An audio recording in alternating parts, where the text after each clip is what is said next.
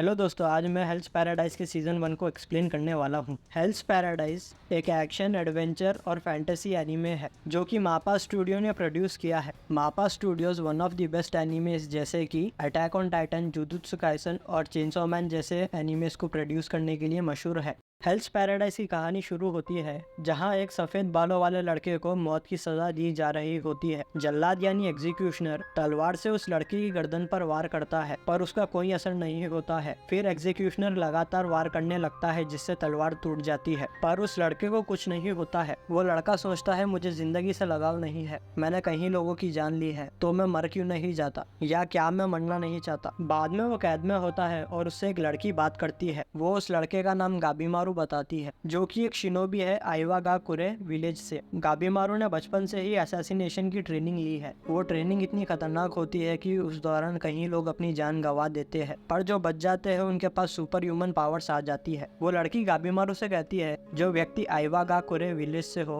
उसके लिए अपने शरीर से तलवार का वार रोकना कोई बड़ी बात नहीं है। गाबीमारू कहता है जो तलवार चलाने में इतना बुरा हो वो मुझे चोट भी नहीं पहुंचा सकता और मुझे तो निंजुत्सु का इस्तेमाल भी करना नहीं पड़ा। वो लड़की ये सारी बातों को एक बुक में रिकॉर्ड कर रही होती है और वो पूछती है क्या वो निंजुत्सु का इस्तेमाल करके बता सकता है, पर गाबीमारू मना कर देता है। दूसरे दिन गाबीमारू को कुछ लोग जलाकर मारने की कोशिश करते हैं पर नाकाम हो जाते हैं। बाद में गाबीमारू उस लड़की को कहता है ऐसा नहीं है कि मैं मरना नहीं चाहता, मैं चाहता हूँ कि वो लोग मुझे मारे। वो लड़की गाबीमारू से उसके अतीत के बारे में पूछती है। गाबीमारू कहता है कि उसे नहीं पता उसके पेरेंट्स कौन है। उसे बताया गया कि विलेज चीफ ने उन्हें मार दिया, क्यों पता नहीं, और उसे इस बात से कोई फर्क भी नहीं पड़ता। वो उसके आखिरी मिशन पर था। उसके बाद वो विलेज छोड़कर जाने वाला था पर उसके साथियों ने उसे धोखा दे दिया विलेज चीफ के कहने पर, और वो पकड़ा गया क्योंकि किसी को भी विलेज छोड़कर जाने की परमिशन नहीं है। अगले दिन गाबीमारू को फिर मारने की कोशिश होती है पर वो भी नाकाम हो जाती है। वो लड़की गाबीमारू से कहती है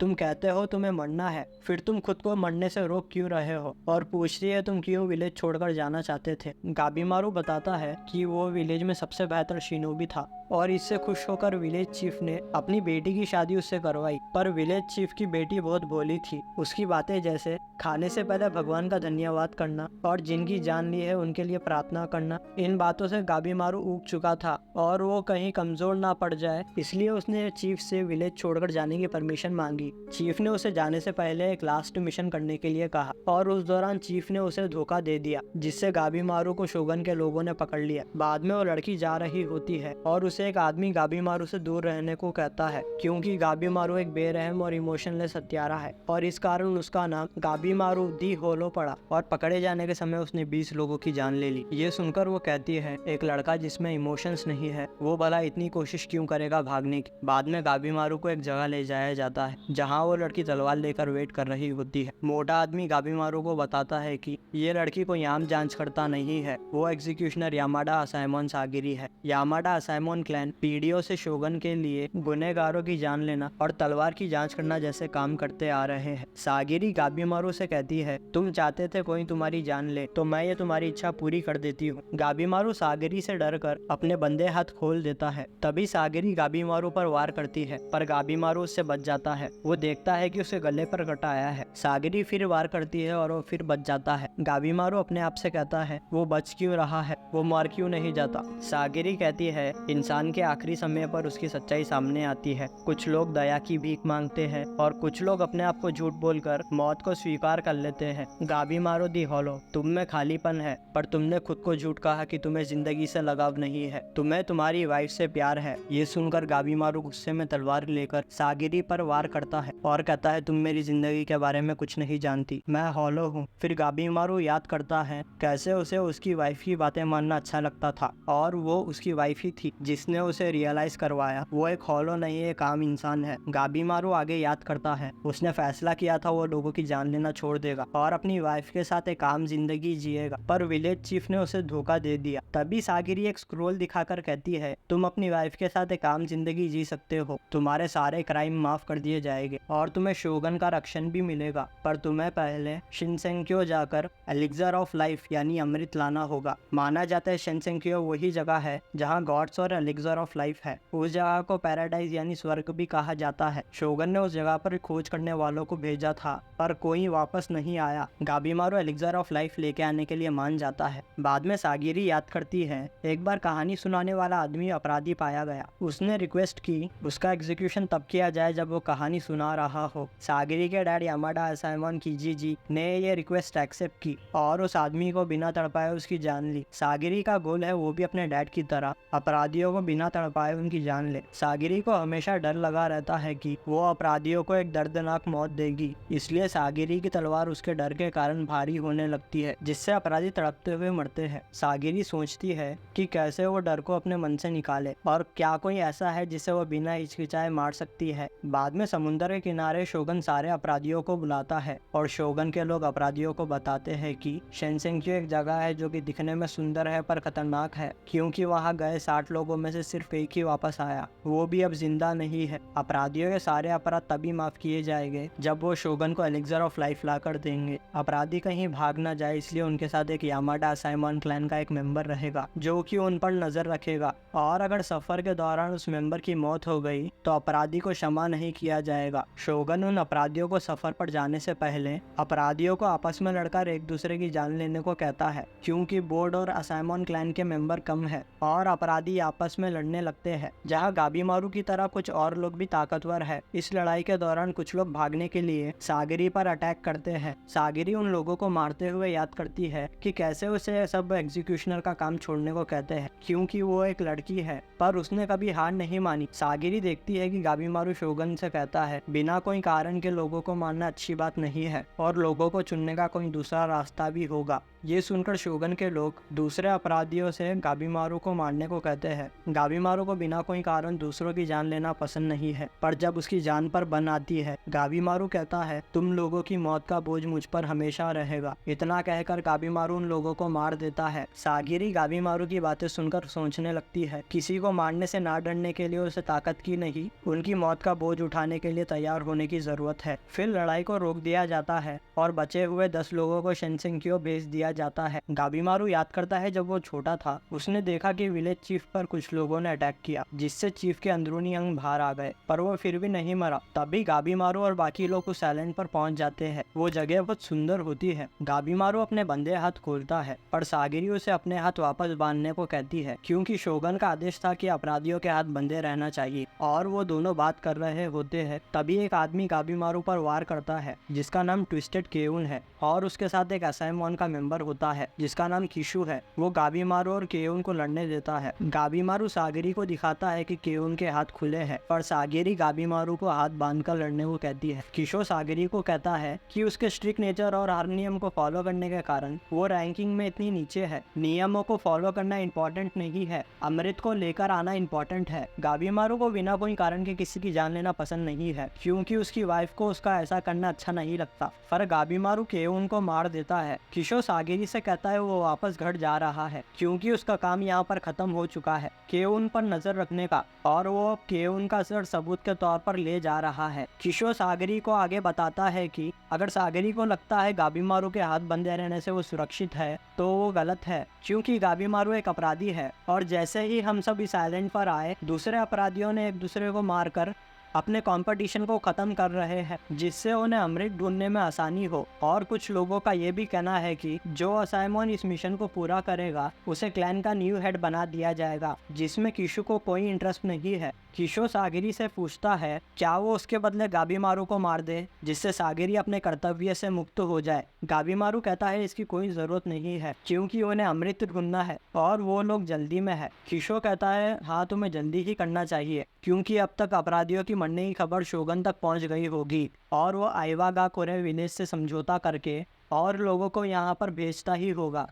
ये कहकर किशो वहाँ से चला जाता है। तभी गाबीमारू सागिरी पर वार कर देता है। सागिरी सोचती है उसे एक अपराधी पर भरोसा नहीं करना चाहिए था और कहती है अगर तुम मुझे मारकर नियम तोड़ दोगे तो तुम कभी अपनी वाइफ से नहीं मिल पाओगे। गाबीमारू कहता है याद नहीं तुम्हारे क्लैन मेंबर ने क्या कहा, अमृत को लाना सबसे इम्पोर्टेंट है और अगर आइवागाकुरा के लोग यहाँ आ गए तो सब मिट्टी में मिल जाएगा और मुझे उनके यहाँ आने से पहले अमृत ढूंढना है। मेरी तुमसे कोई दुश्मनी नहीं है पर तुम मेरे रास्ते में हो। फिर गाबीमारू और सागिरी लड़ते हैं, पर दोनों भी एक दूसरे की जान लेने को हिचकिचाते हैं। और गाबीमारू याद करता है कि वो छोटा था जब विलेज चीफ ने उसके पेरेंट्स को मार दिया, क्योंकि वो दोनों गाबीमारू के पैदा होते ही विलेज छोड़कर जाना चाहते थे। विलेज चीफ कहता है, देखो गाबीमारू, ये है कमजोरी। पेरेंट्स का अपने बच्चों के लिए प्यार उन्हें कमजोर बनाता है, और एक कमजोर इंसान किसी भी चीज को नहीं बचा सकता। अगर तुम्हें ताकतवर बनना है तो तुम्हें भावनाओं में आकर फैसला लेना छोड़ना होगा। गाबीमारू कई अटैक्स के बाद भी सागरी को नहीं मार पाता, और गाबीमारू को उसकी वाइफ की बातें याद आती है कि तुम अगर किसी को नहीं मारना चाहते हो तो तुम्हारा ऐसा फील करना गलत नहीं है। अब तुम पुराने वाले गाबीमारू नहीं हो। अपनी भावनाओं को अपनाना ही सच्ची बहादुरी है। फिर वो सागरी पर जानलेवा वार करते हुए रुक जाता है और अपने आप से कहता है कि अगर वो इसी तरह कमजोर पड़ गया, अमृत तो ढूंढना दूर की बात है, वो जिंदा भी नहीं बचेगा। तभी उसे चीफ की बातें याद आती है कि तुम कुछ नहीं बचा सकते अगर तुम कमजोर हो। फिर वो सागरी की तलवार तोड़ देता है।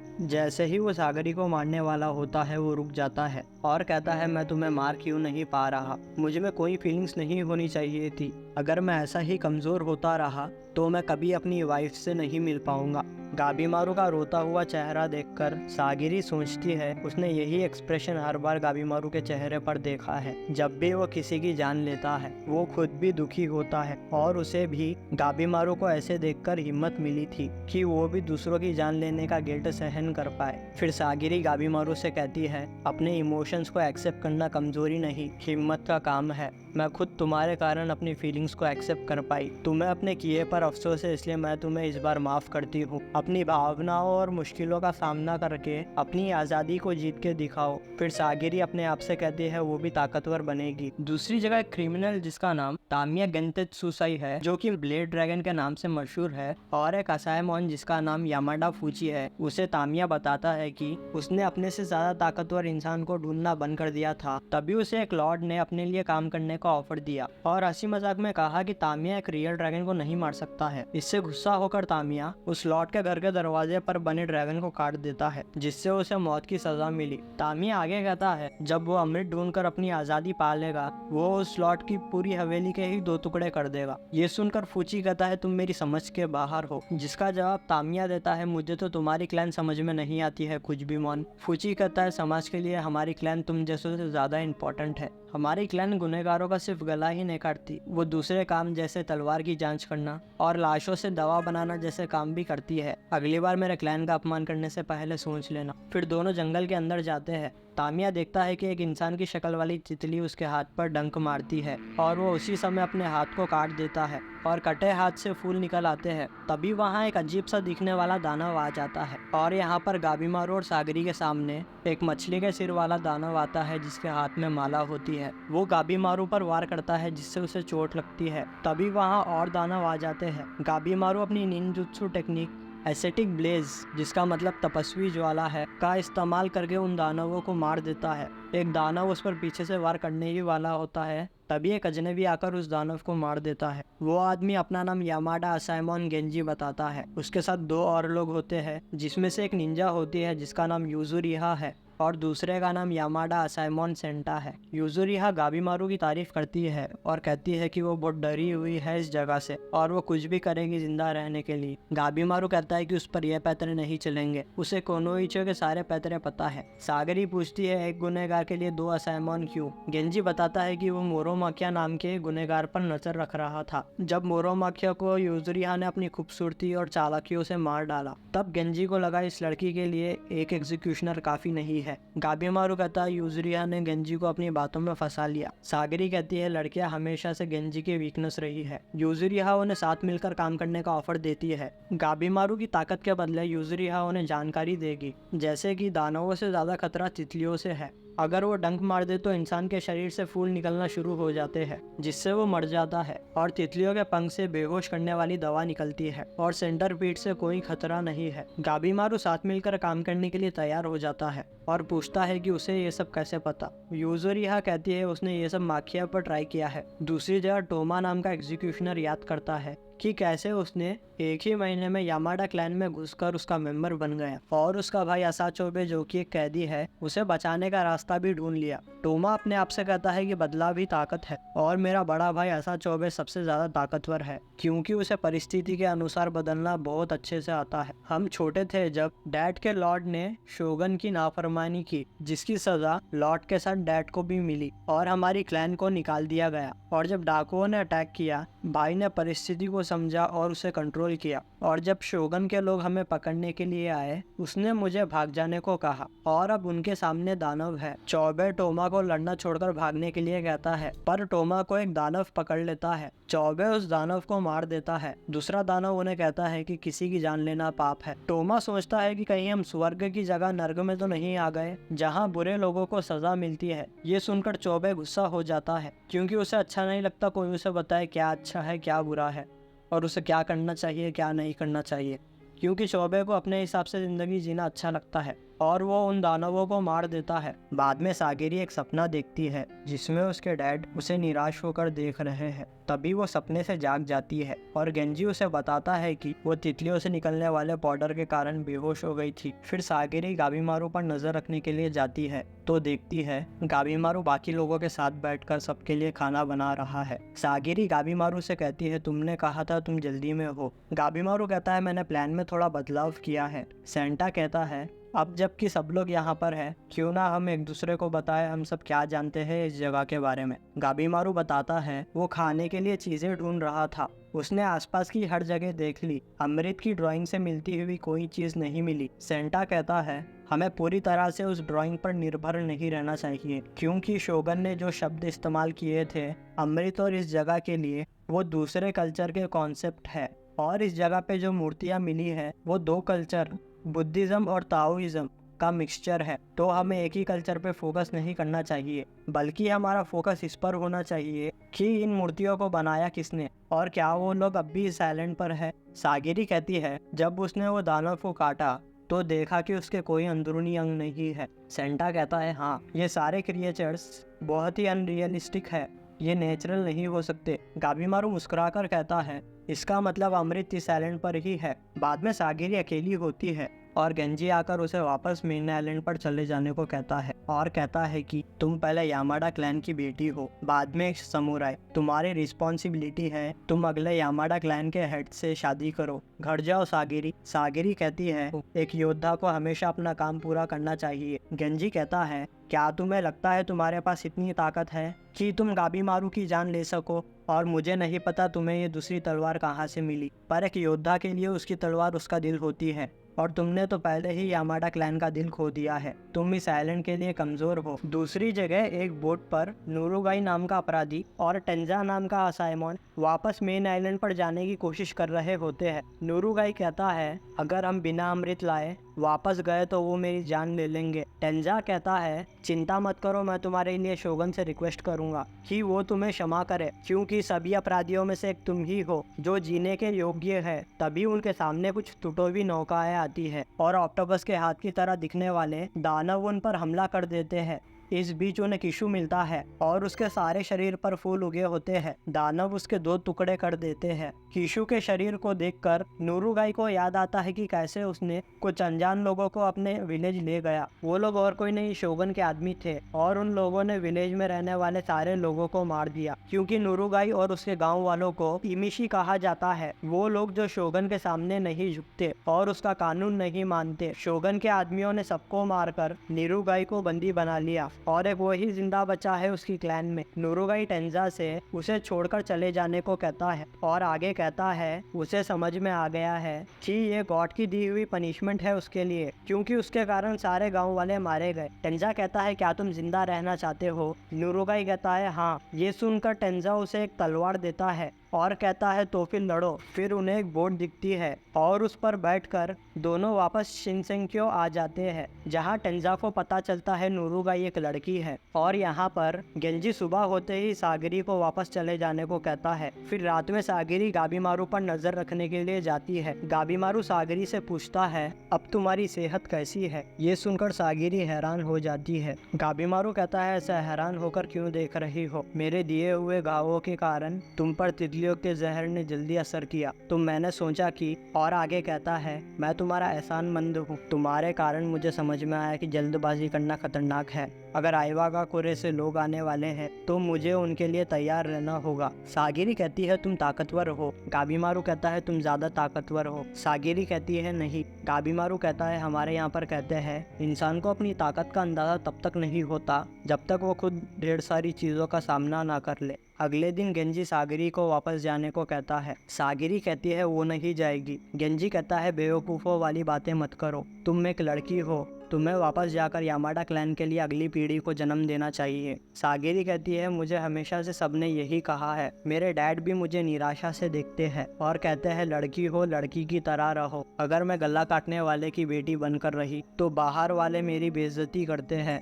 और अगर एक योद्धा बनकर रही तो मेरे परिवार वाले मुझे ताने मारते हैं। गेंजी कहता है ये एक बैटलफील्ड है, यहाँ पर छोटे बच्चे और लड़कियों की कोई जगह नहीं है। फिर गेंजी सागिरी पर वार करता है पर सागिरी उसकी तलवार छीन लेती है। गेंजी उससे तलवार वापस लेता है। तभी उसके पीछे से रोकोरोटा नाम का अपराधी आ जाता है। गेंजी सागिरी को पीछे ढकेल देता है और रोकोरोटा गेंजी पर वार करके उसके शरीर का एक टुकड़ा निकाल देता है। फिर वो सागिरी पर वार करता है पर गाबीमारू उसे लात मारकर रोक देता है। गाबीमारू कहता है ये अपराधी है या दानव। सागिरी बताती है इसका नाम रोकोरोटा है, इस पर नज़र रखने का काम ईजन को दिया गया था, पर इसका मतलब है कि ईजन अब। गाबीमारू सोचता है उसकी लात का रोकोरोटा पर कोई असर नहीं हुआ, इसका मतलब रोकोरोटा आइवागाकुरे के शिनोबी जितना ताकतवर है। फिर गाबीमारू यूजुरिहा से लड़ने में मदद मांगता है जिसका जवाब वो देती है कि हमारी डील हुई थी कि तुम लड़ोगे और मैं जानकारी इकट्ठा करूंगी। तभी रोकोरोटा गाबीमारू पर अटैक करता है। उन अटैक से बचने के बाद उसे समझ में आता है